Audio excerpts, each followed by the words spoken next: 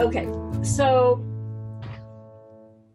come join us June 2nd, 4:30 to 7:30. The class is already in the portal. It's at Plero. It's $59. You can join us for the 10-pack of master classes, which has tons of bonuses. Dr. Kapadia, what is SIFO? Okay, thank you guys again who are joining us, and I'm sorry about the technical difficulties. We will definitely have that sorted out before next time. But anyway, so SIFO. So basically, a lot of you are very familiar with SIBO, with Siobhan's classes and a lot of other learning you've done, and you know that with SIBO, it's bacteria that are in the small intestine in larger concentrations than we want them to be.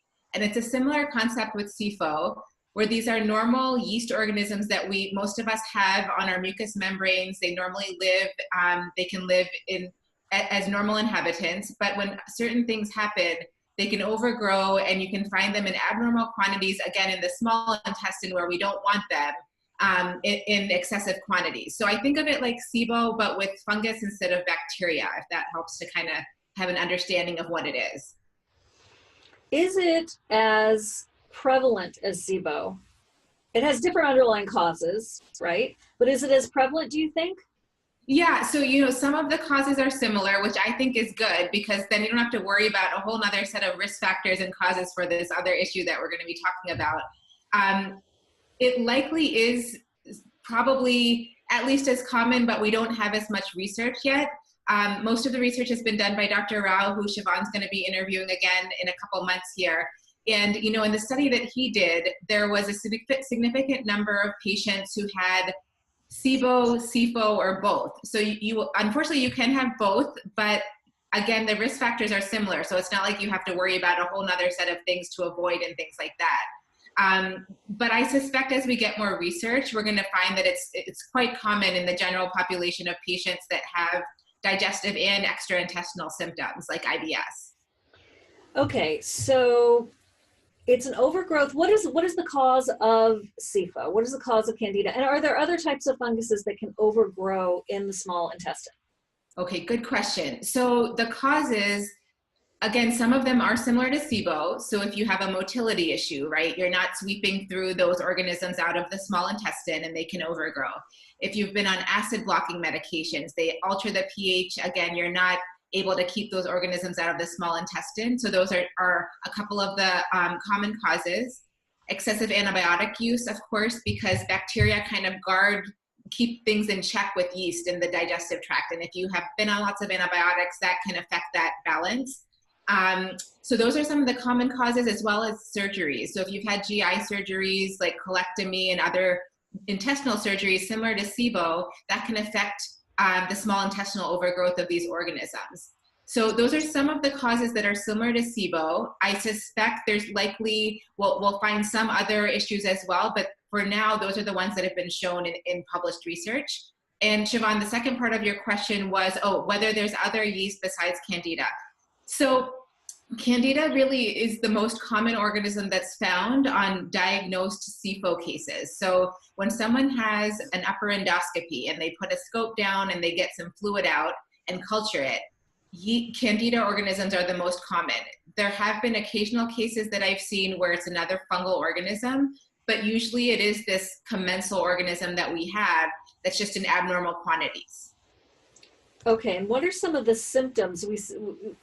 Like bloating, white. How about a white-coated tongue? Is it thrush? What is it? Yeah, so that's a good question. Lots of people will come in and say, I have this tongue coating. Is this a sign of yeast? And so you, of course, can have thrush, which is an overgrowth of yeast on the tongue and in the mouth in general that we see. We used to say, you would get this when your immune system is down from other things.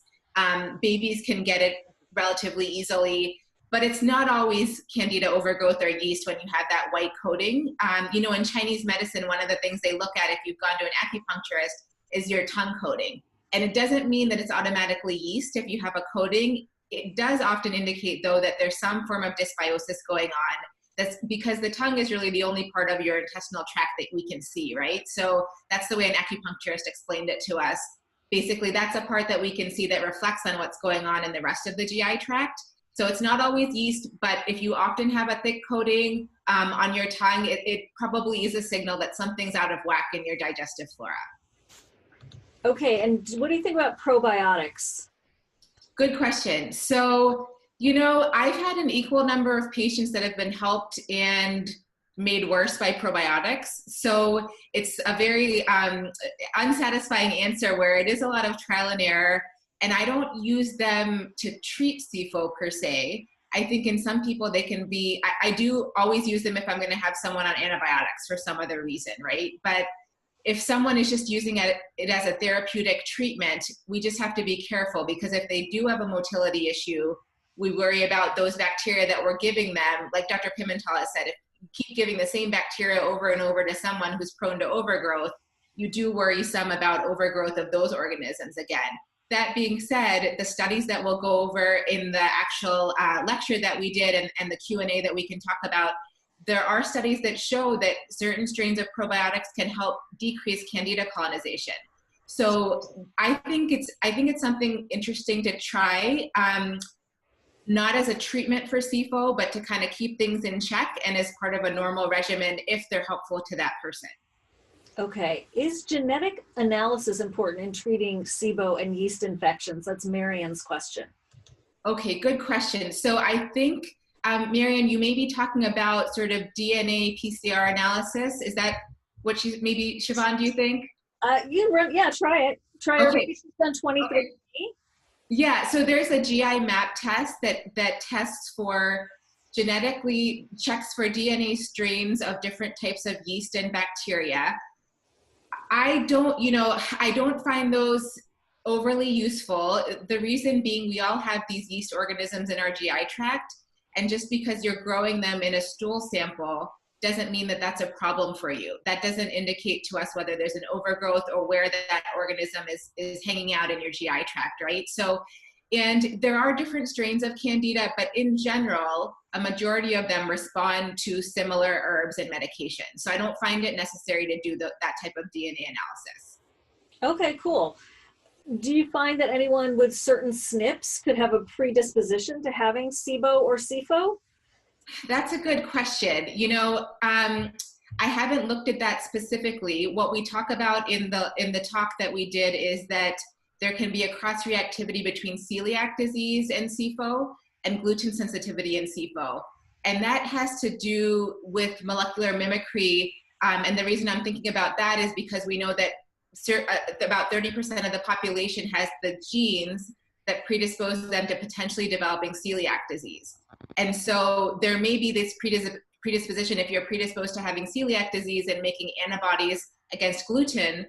Theoretically, I could see how that could put you at higher risk of forming antibodies to yeast, because there's a similar protein between gluten and the cell wall protein of Candida. Oh, very good. Okay, so go ahead. Yeah, no, that's... Okay. Suzanne, I'm restating a question you've already answered just quickly. Suzanne, any fungal infections that aren't Candida? If so, what are they and how are they treated? So is it treated the same way that you treat Candida? And if so, we can wait a few minutes and talk about treatment in a minute. Okay, good question. So when we're talking about SIFO, like we said, most of the times it is Candida, but there is, of course, other fungal infections that people can get, like a serious aspergillosis infection that you can get in your lung, particularly if you're immunocompromised. There's other valley fever is a fungal infection people get in Arizona. It's a dry fungal infection that you can get. So there's other fungal infections that are treated with sort of more hardcore pharmaceutical drugs than what we're talking about with SIFO. But when we're talking about SIFO in particular, it is mostly the Candida that we're talking about. Okay. And then let's see. From Laura, do you see SIFO and SIBO caused by toxic mold exposure, which Dr. Kapadia has mold personal experience, is also a mold expert. CIRS, which stands for? Chronic Inflammatory Response Syndrome. And resolving with mold avoidance and treatment. Good question. Okay, good question. So I don't think the mold exposure causes the SIBO or SIFO. I think it can contribute to motility issues that may predispose you to develop SIFO and SIBO. It can also, mold exposure can depress your immune system. So your immune system isn't keeping these organisms down as much as it normally would. So I don't think of it as a primary cause, but it's one of the things that we look at if we're treating someone and they're not clearing. Do they have a mold exposure that's keeping these risk factors going? I have had patients that once they move out of a moldy exposure in their home or work, their digestive symptoms improve greatly without much of any other treatment, particularly in kids. I've seen that. They could have chronic constipation or diarrhea or bloating that gets significantly better just from moving without specifically treating. So again, I don't think it's the primary cause, but I think it can increase your risk for maintaining those, the SIBO and the SIFO. Okay. Okay. And what is that? What is the CIRS? Yeah, so CIRS is basically, Dr. Richie Shoemaker was one of the initial doctors who really did a lot of the research on mold exposure and has a whole way of treating mold that he's taught to different physicians. And he came up with this ICD-9 diagnostic code for chronic inflammatory response syndrome. And it's basically his diagnosis of patients that have an inflammatory response to mold exposure.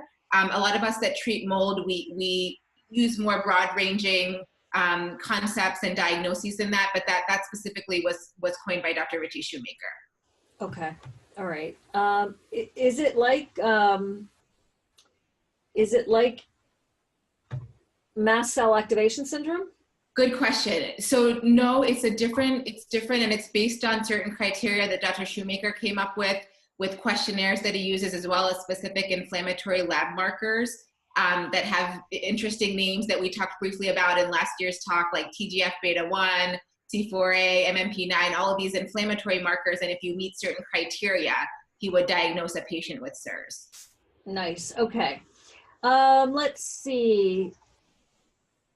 From Rory, how are SIBO and SIFO interrelated?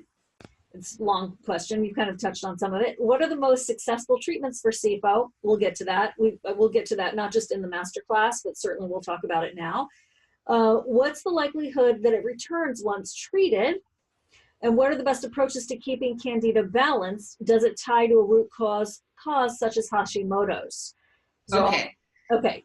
How do you want to start first? Let's start with SIBO and SIFO. So good question. So SIBO and SIFO, again, the symptoms are very similar. So we can't really diagnose them just based on symptoms, but because the risk factors are similar, you can have both. So let's say you have a motility issue, or you've had a GI surgery, or you've been on antibiotics. Certainly you can have abnormal growth of bacteria and yeast in your small intestine. And I would say most commonly I find that someone doesn't just have SIFO, they don't just have SIBO, they have some combination of these organisms that are out of balance together. So, I mean, the good part about that, again, is that we often use herbal treatments that have broad coverage. And not, when I'm explaining it to patients, I call them broad spectrum herbal antimicrobials, right? Because they have effects on all different organisms, and we don't have to give you a specific different prescription necessarily for each organism that's out of whack. So I would say they definitely can be intertwined and they can coexist. You can have one and not the other, but you can also have both.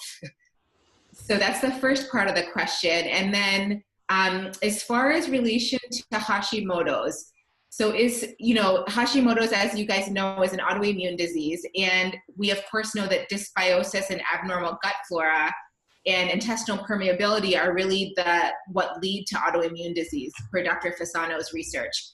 And so there definitely can be a connection. When someone has Hashimoto's, often they do have abnormal GI flora as well.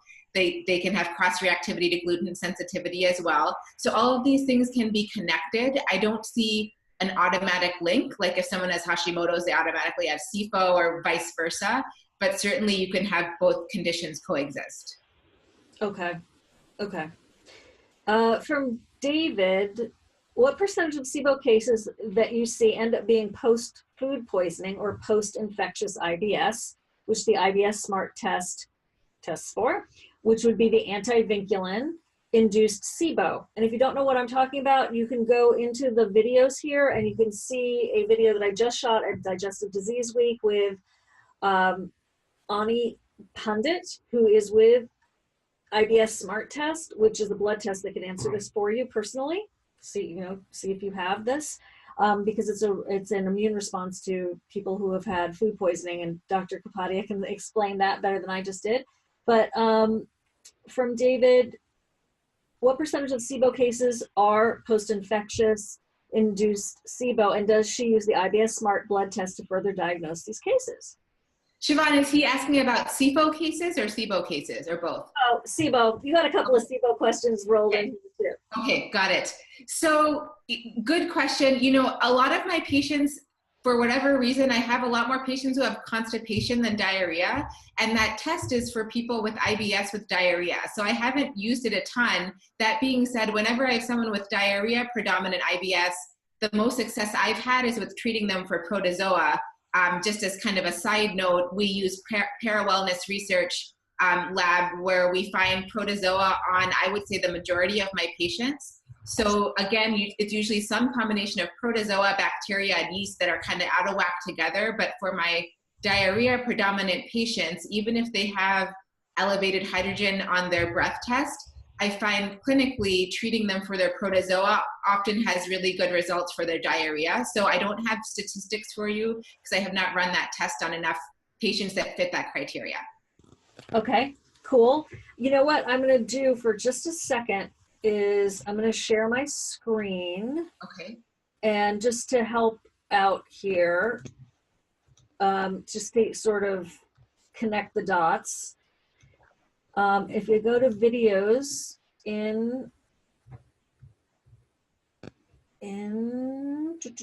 where are you? It's right here. Do you guys, what do you see as far as my screen goes? Maybe you don't see it. Hi, okay, do you see that, guys? With my huge glasses. Do you see on. the video? Hi, everybody. Okay. Siobhan with SIBO SOS, and I'm here at the Gemelli Labs booth. This is just all about I'm basically delivering. this is just all about the test that we're just talking about. So I'm going to copy this, stop share, come back, and in the Facebook group with your question, David, I'm going to answer your question. Okay. Let's hope I can do this. I'm very brave today, Ami, for trying all this while we had so many tech issues before. But I know. it's fine. It's totally fine. So then we go to discussion, and then what's really cool is there's some new developments with the test, you guys, that I'm not at liberty to say, but it's going to become easier and easier to get it. So that's very, very exciting. Yes, Erin, we are going to be putting this in the Facebook group, and as well as if you're on our email list, you'll get it via email, and that is, if you want to opt into the email list, it's info@sibosos.com. You can say, please add me to the mailing list, or go to sibosos.com and opt in, and we'll get you on the mailing list. Okay, let's find you, David. I think that was your question. Yes. So here is that link. But you just go to videos, and you can see all of my previous Facebook Lives there, and there are a lot of them these days. There are a lot. And we just did Gary Stapleton live from Digestive Disease Week as well. Okay, on we go to Patty. If you know that you have a Candida problem in the gut through an OAT test result, how often is it also SIFO if one also has SIBO? Okay, so the OAT test is the organic acid test, and we do talk about that in the talk that we recorded that you guys can watch. Basically, it's an organic acid test that looks at metabolites that different organisms put out. And there's a section on fungal organisms, and there's a section on bacterial organisms. And I know that the bacterial organism section isn't used to diagnose SIBO. That being said, it can correlate with patients having a positive breath test, not all the time, but when you have positive findings on that, the bacterial dysbiosis markers, definitely pay attention to that. For the SIFO markers, a lot of people have an elevated arabinose level. And so I do think that's helpful information to, as part of the puzzle, to see if someone has a SIFO issue. And we talk about that more as one of these sort of alternative ways to help diagnose if someone has SIFO, is if they have these elevated markers on the OAT test in the fungal dysbiosis part. I don't know if that answered, do you think that answered the question, Siobhan? If you know that you have a Candida problem in the gut through an OAT test, how often is it also SIFO? Okay. Is it also SIFO? Yeah, basically if there's elevated fungal dysbiosis markers that can correlate with SIFO, again, we don't we cannot tell from an oat test where those organisms are. Like, are they in the small intestine or are they in the large intestine? And SIFO, like we're talking about with SIBO, it's in the small intestine. So you can't automatically diagnose it, but it's another clue that that might be part of what's going on for you. So can there be Candida in the body and have it not in the small intestine? Yes, so you could just have it on your mucous membranes in normal quantities and just minimal amounts in the small intestine that aren't causing symptoms for you. And then more in the large intestine, kind of like with SIBO, where it's living normally in certain parts and it hasn't gotten out of control in the small intestine in parts where we don't want it to overgrow. Okay, that makes sense. What is an oat test in case someone is watching this going?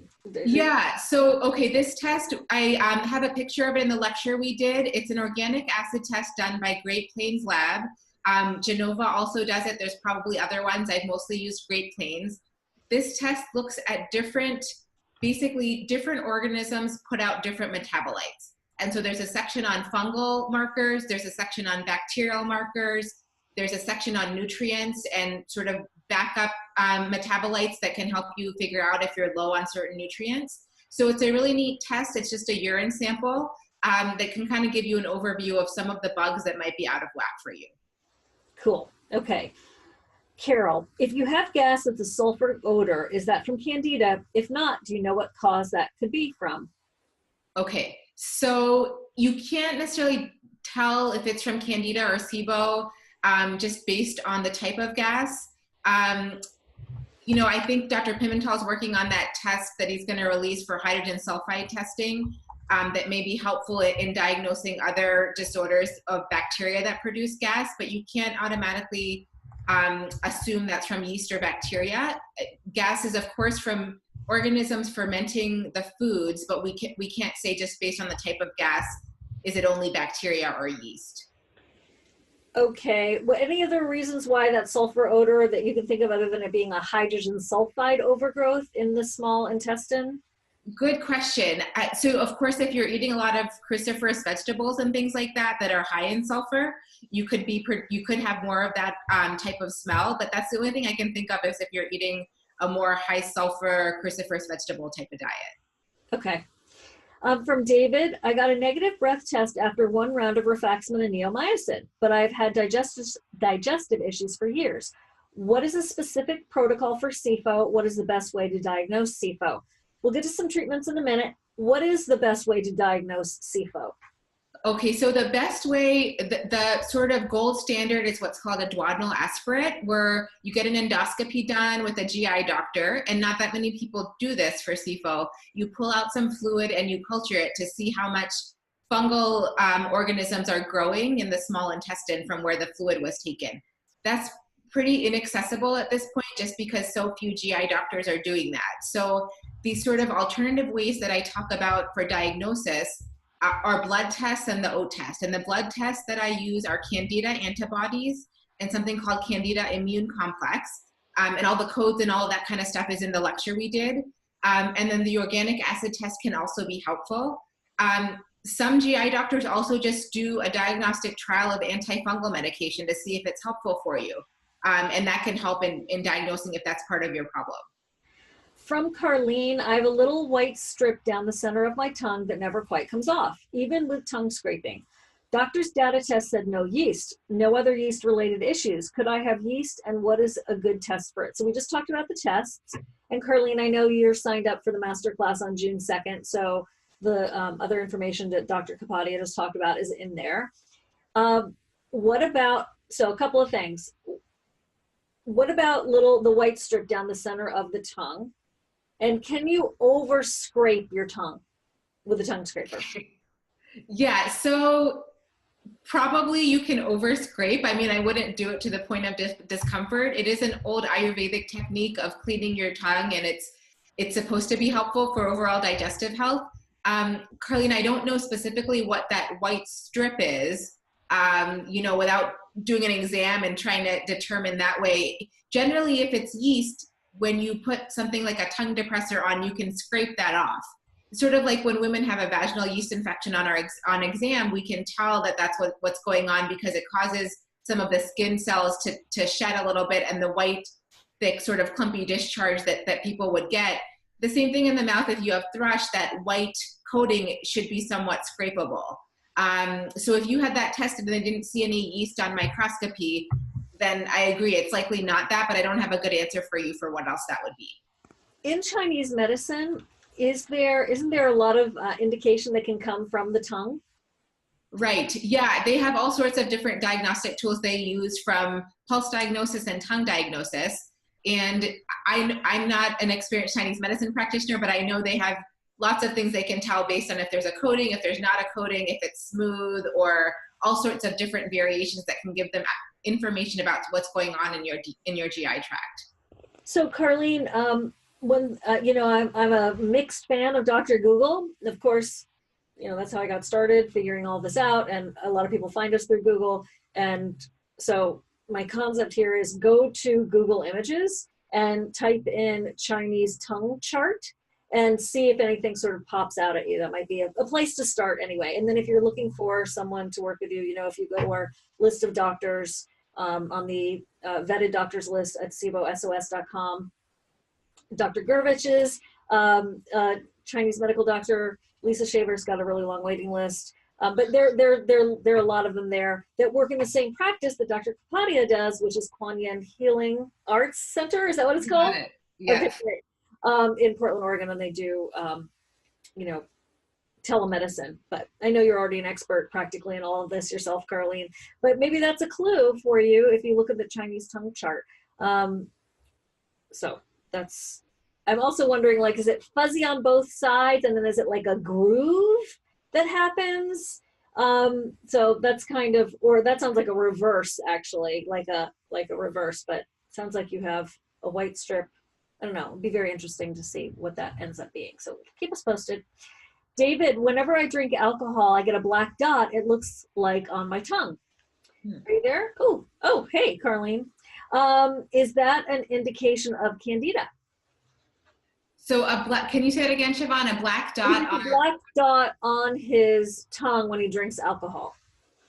So, you know, I wouldn't say that's automatically Candida, David. The thing that I see with patients with SIFO is if when they drink alcohol, for all of my patients that have a suspected yeast issue or yeast overgrowth, I have them do a 5-day yeast and mold elimination diet, because you can develop this cross-reactivity between reacting to the yeast in your GI tract and yeast and mold in foods. And so people not uncommonly will react to fermented alcohols. I can't say anyone's come in specifically with a black dot like you're describing, but they have other symptoms. So if they drink something fermented, like an alcoholic beverage like beer or wine, they may get brain fog or GI upset or hives. I had one patient that got canker sores. So those are some clues that someone might have a yeast sensitivity, but not specific to what you're describing. I haven't seen. Might also want to check out that tongue chart. What are from Beverly? Hi, Beverly. What are some observable clues that might indicate Candida? Okay, so, you know, there's a couple things. If on physical exam, again, without getting that duodenal aspirate, we don't have a definitive diagnosis, but some of the things that I look for, people who get a yeast or Candida overgrowth tend to also have allergies or sensitivities to other things. So one thing I have people do is just look for, after you eat something or here and there, if you have darker circles under your eyes certain days, just think back, like, what did I eat? Did I eat, excess dairy products or sugar or fermented beverages that I might have been reacting to? Those would be clues that they might have more of a histamine or allergic type of issue. And often those issues are connected to a yeast imbalance in the GI tract.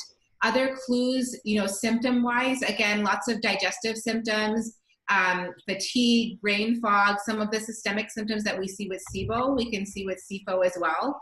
I see a lot of skin issues, sinus issues. So it can really be in all different organ systems, definitely GI tract, but also there's a whole host of other outside of the GI tract symptoms that you can get. Okay. David, I think David also might be joining us in the Zoom room right now. I know Beverly is. Now, Dorothy, hi, Dorothy. I had a positive arabinose in oat test in January 2018 and February 2019. All possible other tests for fungi were negative.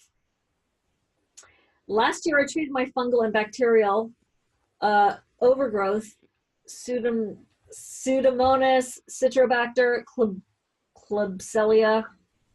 You know what I'm talking about. Overgrowth with Alimax, oregano, Atrantil, berberine, and biocidin. Things got worse and worse. Oh, I'm so sorry. This year, starting in December, I think she means 2018, I started nystatin and had terrible die-off symptoms. I'm now repeating the oat as I was doing better, but when I stopped nystatin for a week for the test, symptoms got worse. What dose and how long should I take the nystatin, and what can I do against the debilitating die-off symptoms? I tried charcoal, GI detox, nothing helps. It's a constant, is constant getting periodically off nystatin the only way? Okay, so a couple things. One is, so nystatin, the typical dose that we go over that's used by most doctors is 1 tablet 3 to 4 times a day. There's quite a range of dosing. Some of the early mentors that I had would use up to 2 to 3 tablets several times a day. You can't really, it's not a systemically absorbed medication. It's not dangerous. It can cause GI irritation for some people. So that's really the main potential side effect you can get. But the fact that you're getting worse every time you stop, we talk about that in the class. Basically, you can develop this sensitivity to yeast where it's not just an overgrowth, you're actually reacting to normal amounts of yeast in your digestive tract. And so in that case, what I recommend for people is to actually see an allergist and see, are you allergic to yeast and molds, and can you get desensitized to those? And there's a couple ways to do that. You can go on American Academy of Environmental Medicine. Those doctors are trained to do skin testing for Candida and to do desensitizing protocols. There's also a therapy called low-dose allergen immunotherapy, or LDI. Dr. Ty Vincent teaches that to doctors, and he also does telemedicine and can actually send you desensitizing therapy in the mail. He works out of his home in Hawaii. So the fact that you're having relapses so frequently after stopping indicates that you may have this sensitivity type issue to the organism, where even if it's just like normal amounts, your body's still reacting. Okay, the American Academy of Environmental what? Of Environmental Medicine, AAEM. AAEM. And then what was the person who works out of their home? Yeah, Dr. Ty Vincent, a T-Y and then V-I-N-C-E-N-T. He's known very well amongst all the integrative medicine doctors as sort of a pioneer and doing really cutting edge stuff with the type of therapies that he's doing. V-I-N-C-E-N-T. You got it. And I think his website is something like Global Immunotherapy.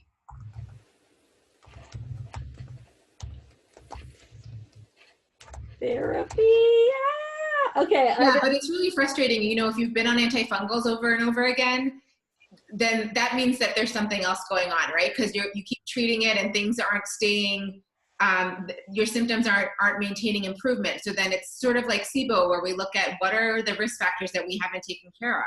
Do you have a motility issue? Are you on an acid blocker? Are you under a ton of stress where your body just can't have the ability to recover and sort of maintain that improvement? Or is there this issue where you're sensitive to the organism? Okay, so that's really interesting. I hope that helps you, Dorothy. I know you're trying to find out the answer. Yeah, and we talk about that a lot in the class because I think it's like a really important missing piece of the puzzle of the way we treat yeast overgrowth in functional and integrative medicine. No, it's not. We can repeat it as much as we want. Here's the other thing is that I know, Dorothy, you already have the class. She's already watched it and said that it was good.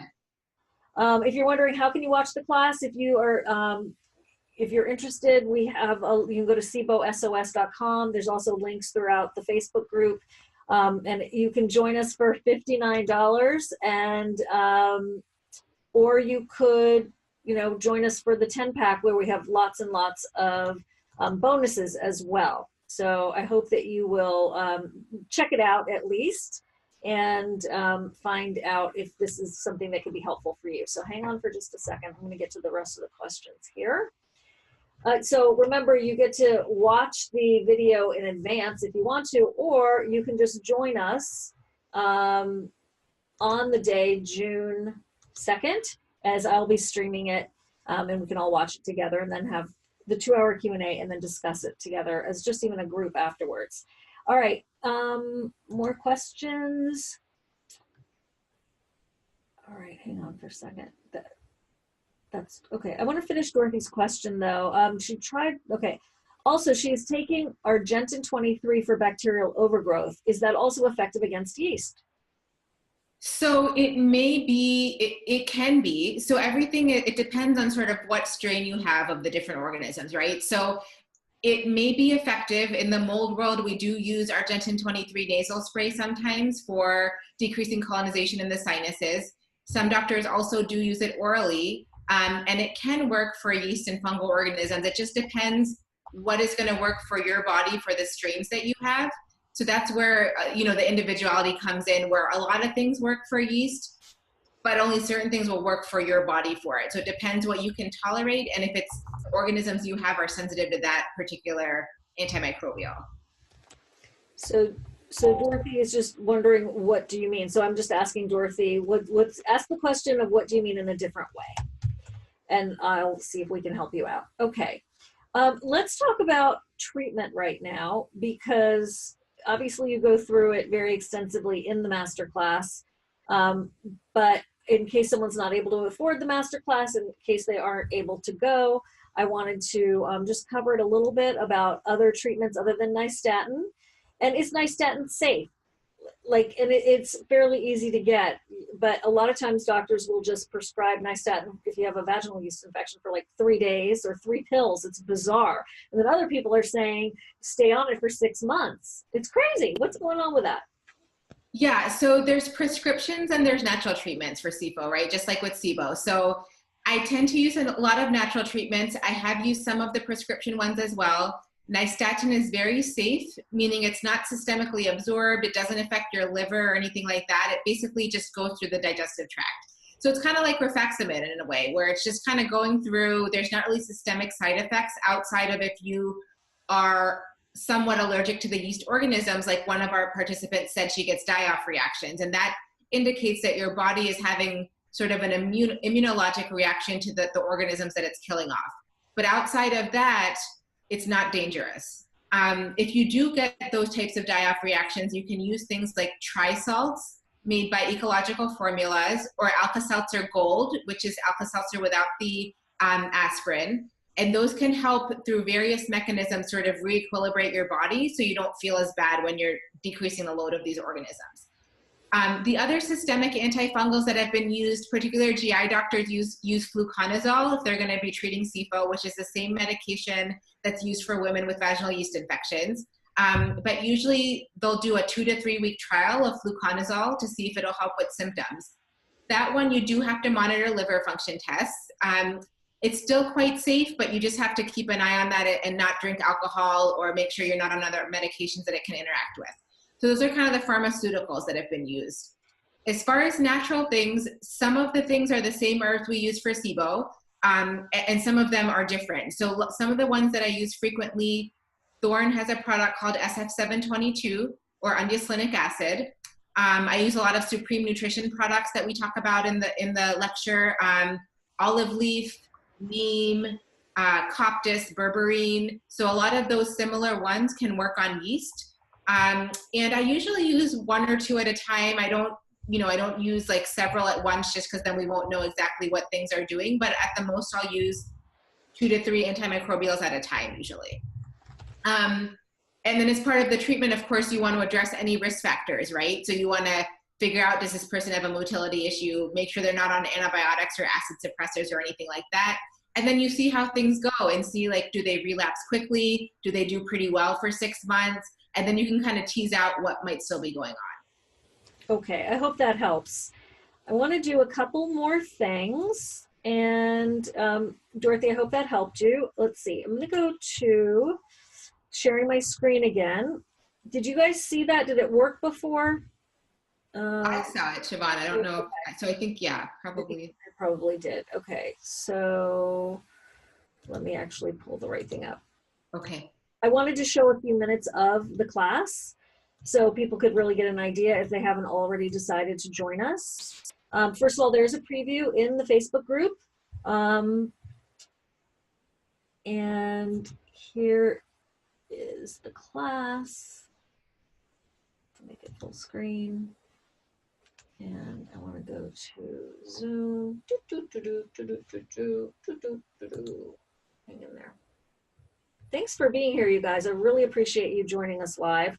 It's very cool that you've come on board to watch this session with Dr. Kapadia. I appreciate it. Okay, so I'm going to share my screen. Now I'm going to share this video. Share, and I'm going to make that big. Okay, can you guys see that? Can you see the recording, Dr. Kapadia? I see it, yeah. Okay, great. So this is a little bit, I'm just going to literally Hi everyone, thank you for joining us for this talk. Just to introduce myself, my name is Dr. Ami Kapadia.